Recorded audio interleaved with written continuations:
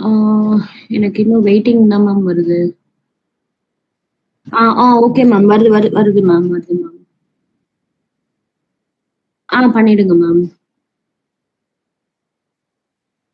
சரிங்க ma'am. Okay.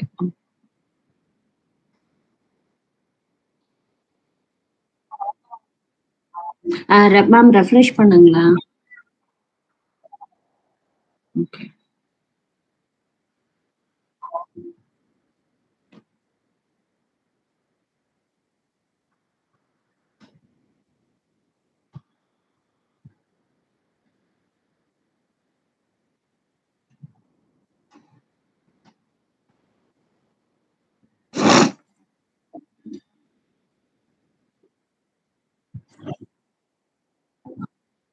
இல்ல ma'am. பண்ணிடுங்க மேம். ஏன்னா இப்ப நம்ம என்ன பேசினாலுமே அது YouTubeலயுமே ரிஃப்ளெக்ட் ஆகுது.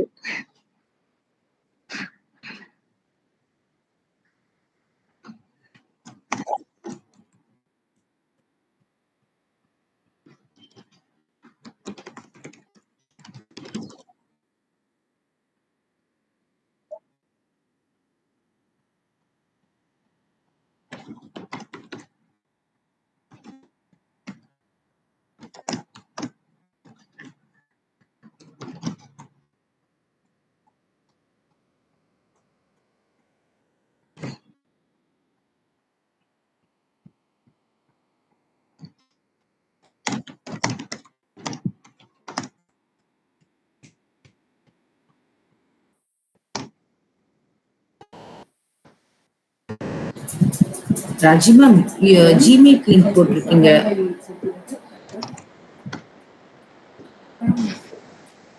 யூடியூப் லிங்க் தானே ரம்யா? ஆமா மேம். ஜிமீட் போடாதீங்க மேம். பசங்க எல்லாருமே இதுல ஜாயின் பண்றாங்க.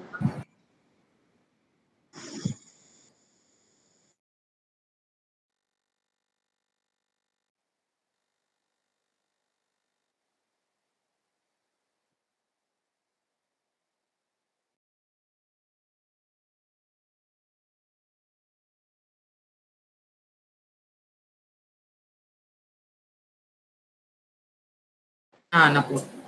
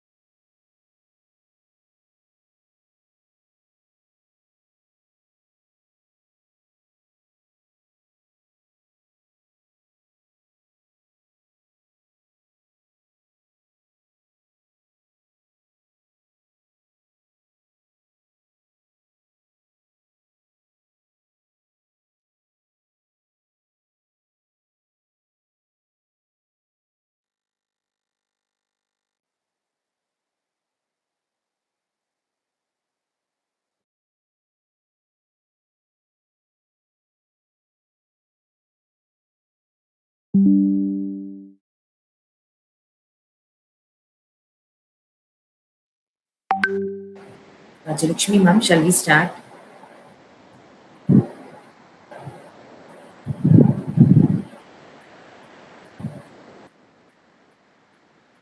Yeah, yeah.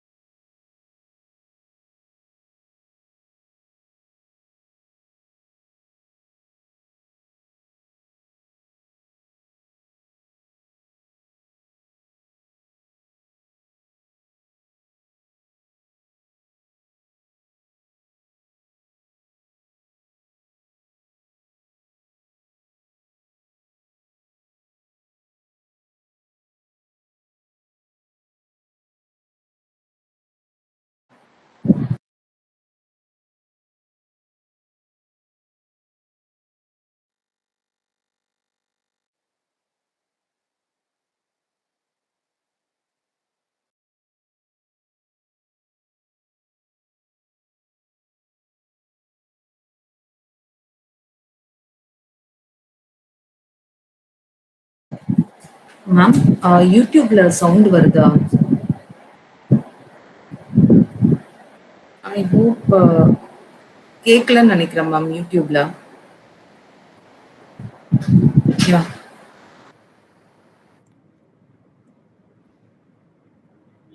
Thank you, ma'am. Do let me know if I can proceed. Hi, Himanshu. Please, 2 minutes. Sorry for the inconvenience. Sure. Just let me know. I'll proceed. Sure.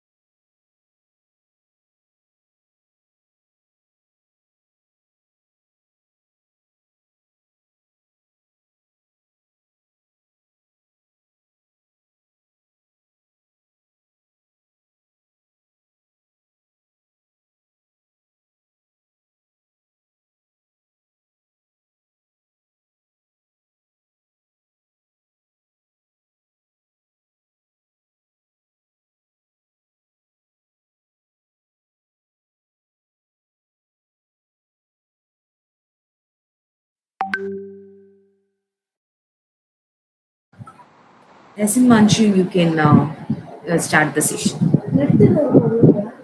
Sure, ma'am. I'll quickly share my screen.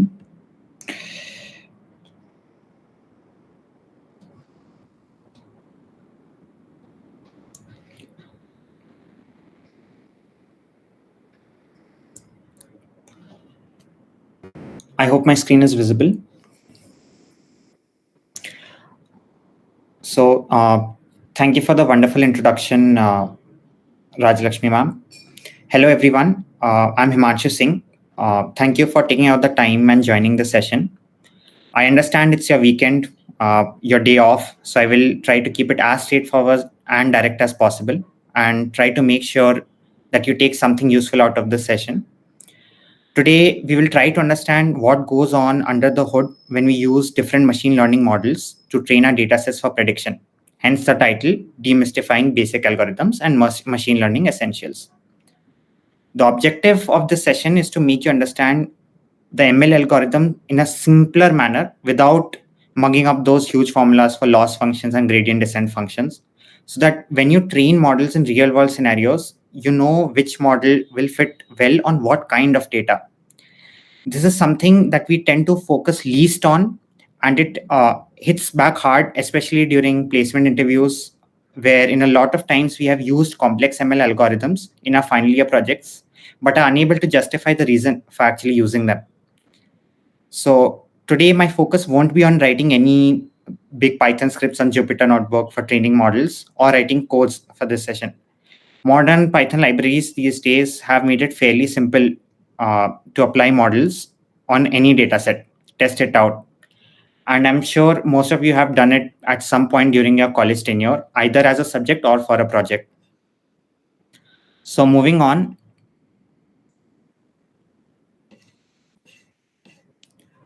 let's quickly take a look at the sky view of types of ML algorithms.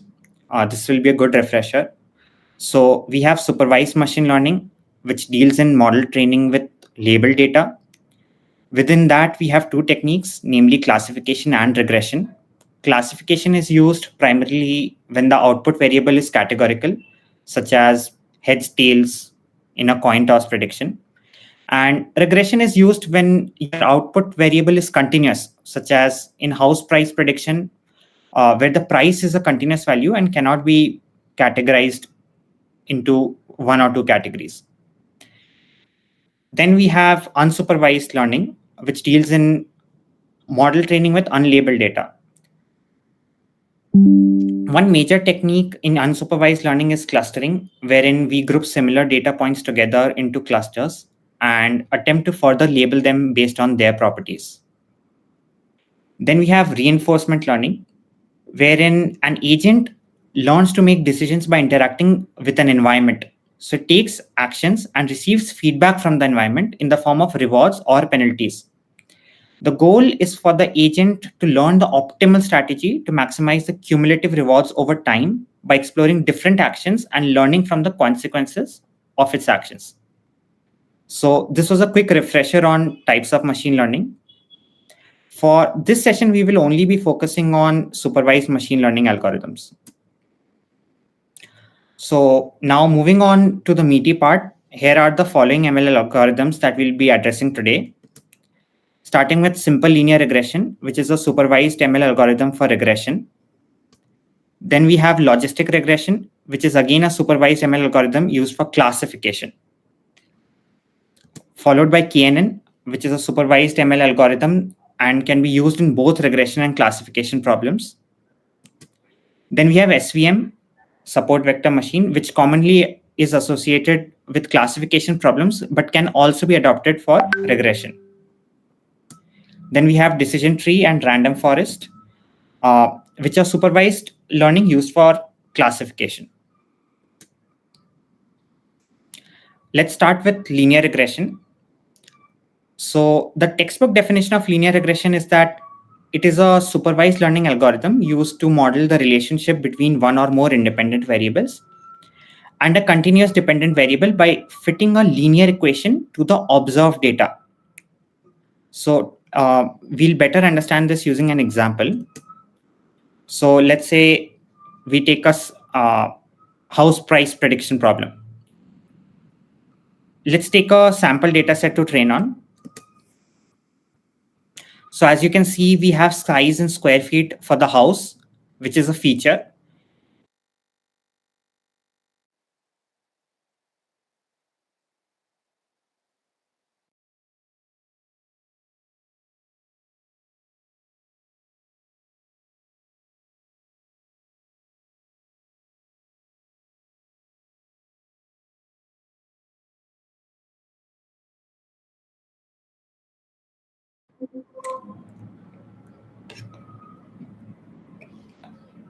I believe I disconnected some time back. At what point did I disconnect? Okay. I'm really, yeah. Is this an issue on my end or?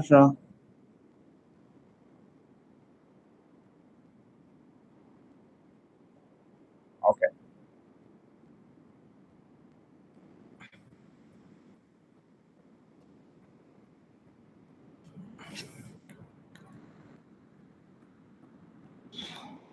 So I'll quickly go back. Sorry for the glitch.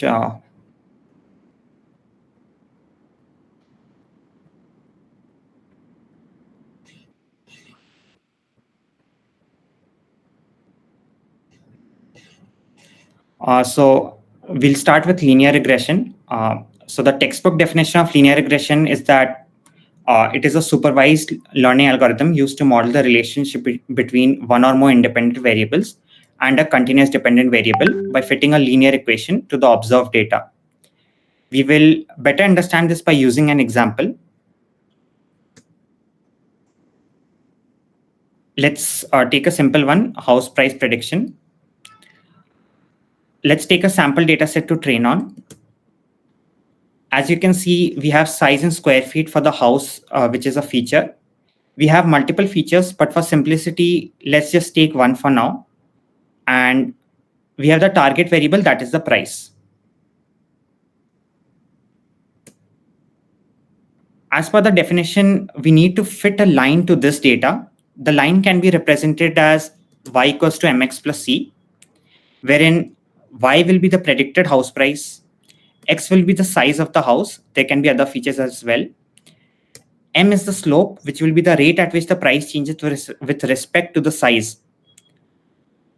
And C is the intercept, our constant. So our goal here would be to find the values of M and C that best fits the data. Now, the next step is to identify the loss function. For linear regression, we use mean squared error or MSE as a loss function. Its purpose is to measure how well our data model predicts the house prices compared to the actual prices. In mathematical terms, that would be the distance between the actual data points to the predicted line as shown in the image by the thin blue line connecting to the prediction line.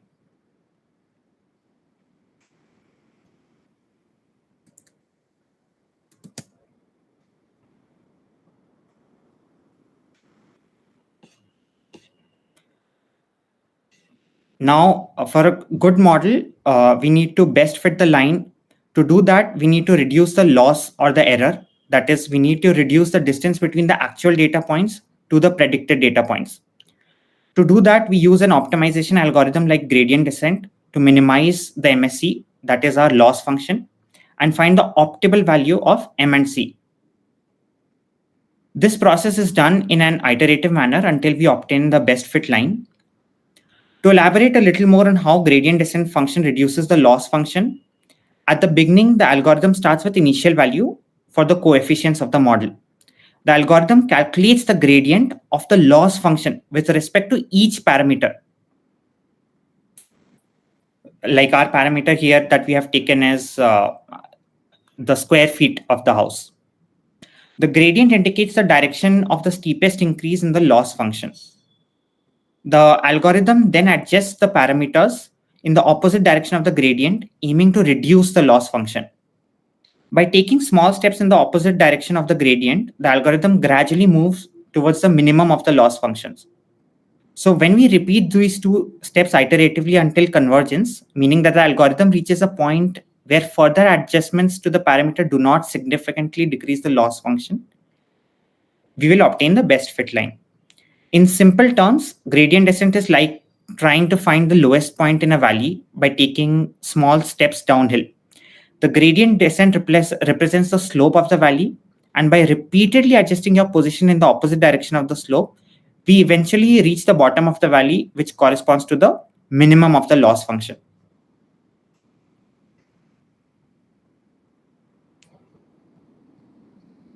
So once the model is trained, we can use it to predict the price of a new house given its size. For example, if we have a house of 2000 square feet, we can plug its value into our equation y equals to mx plus c using the optimized values of m and c to get the predicted price. So this was linear regression explained.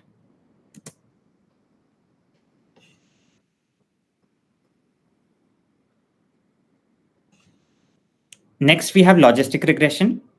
So the textbook definition of logistic regression is that it is supervised learning algorithm used for binary classification, where it models the probability of a binary outcome by fitting a logistic function to the observed data.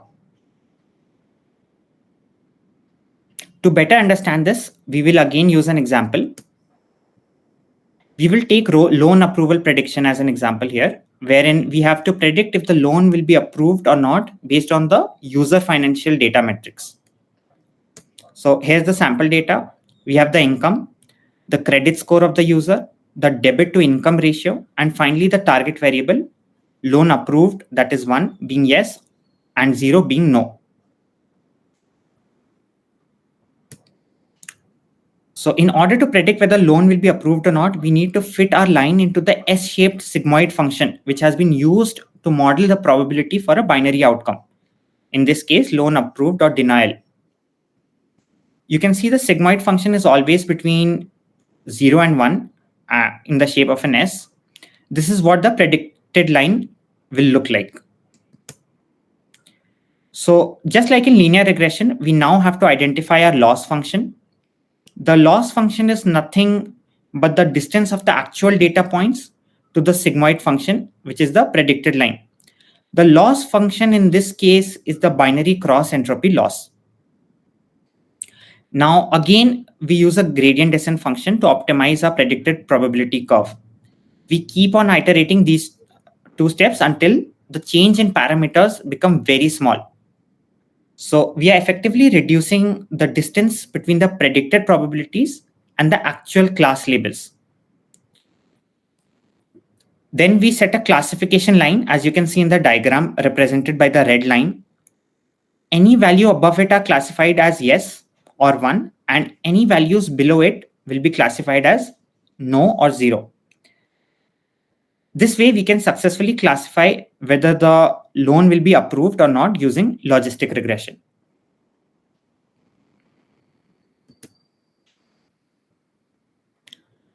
Moving on to the next algorithm, we have k-nearest neighbors, short for KNN.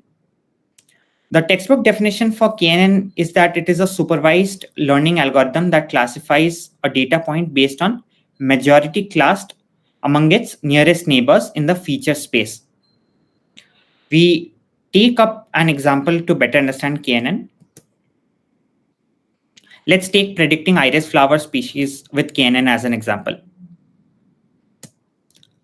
For our sample data set, we have sepal length in centimeter, sepal width in centimeter, petal length in centimeter, petal width in centimeter, and lastly, our target variable species. To better understand KNN, let's look at this live image or GIF. So in the GIF, let's say the black dot is the iris flower that needs to be classified. The pink and blue data points are different species of flowers, say Ventosa and Persicola respectively. So the KNN algorithm will find the nearest neighbors, as you can see, from the training data set based on Euclidean distance. Among the neighbors, the most common species, in this case, the two pinks are greater than the one blue in the neighbors. So the pink one would be assigned, which in this case is Ventosa, as I'd mentioned before. So the KNN algorithm, it's pretty straightforward.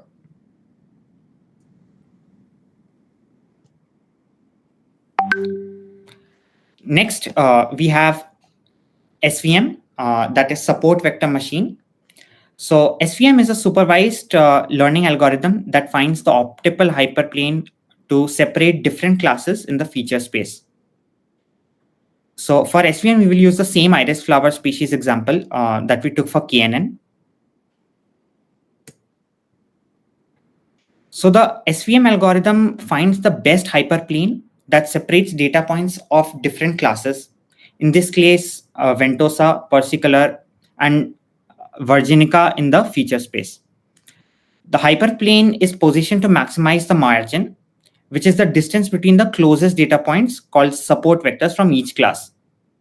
You can see in the GIF, the last blue and the last orange circle and square respectively. Those are the support. The dotted line there would be the support vector. So you can see how the margins are being maximized in the live image over iterations. So that's how SVM algorithm works.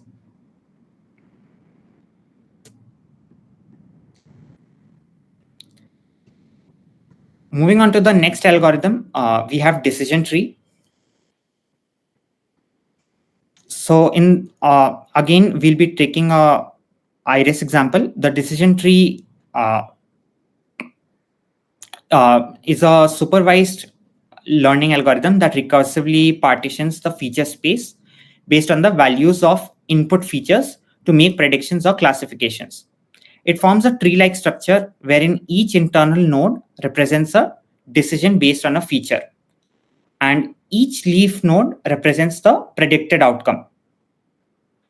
For this algorithm, we will take the same predicting iris flower species as our example. So moving on to the working of the decision tree. In the iris example, the decision tree begins with the entire data set at the root node.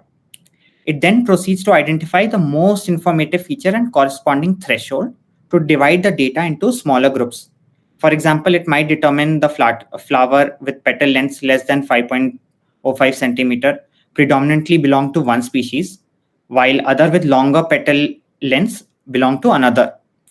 So the process of splitting the data continues at each node, generating branches until no further improvements in classification can be achieved. So each final split here delineates a region where flowers are likely to belong to a specific species. Consequently, the decision tree constructs a map of the feature space segmenting it into regions, with each region indicating of a different predicted class. So you can see a diagram for the same on the slide.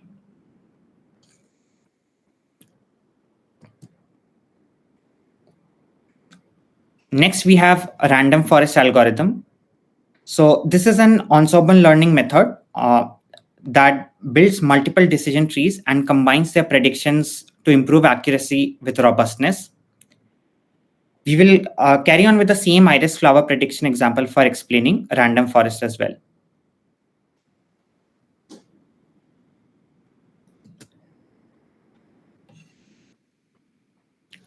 So a random forest comprises of multiple decision trees, each trained on a randomly selected subset of both training data and features.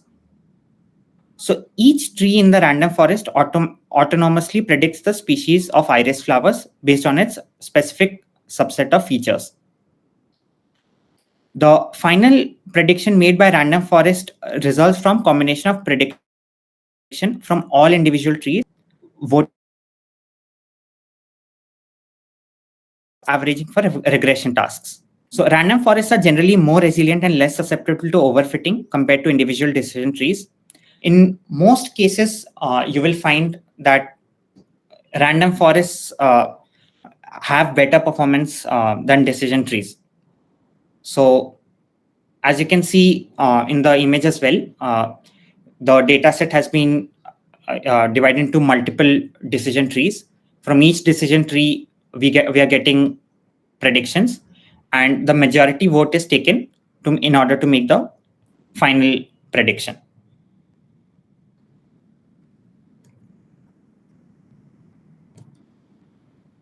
So that's all from my end. If you have any questions, I'll be surely open to taking them up. And thank you so much for giving me this opportunity. I hope you have a better understanding of each ML algorithm, how they work. Thank you.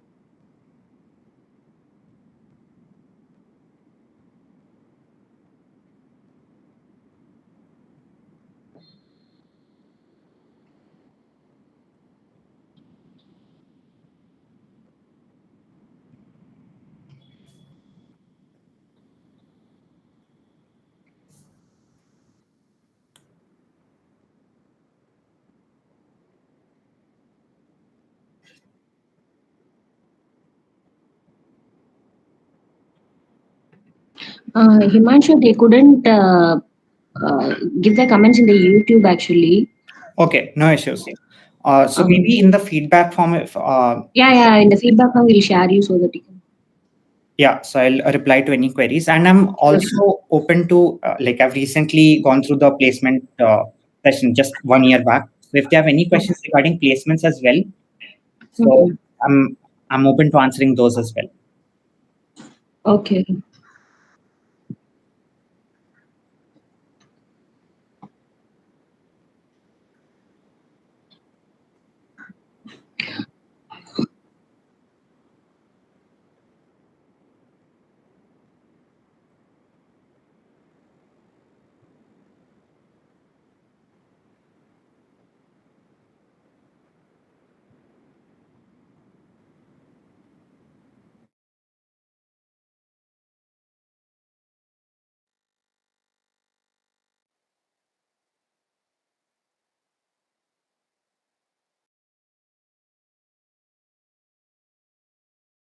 You're audible, ma'am.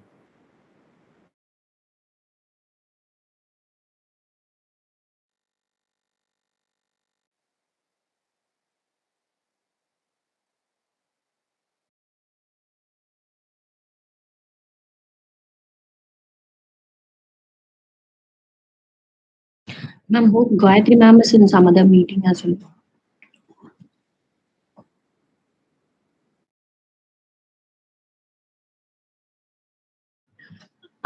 No, we'll just post it in the group, ma'am. That would be fine. Okay. Yes, ma'am.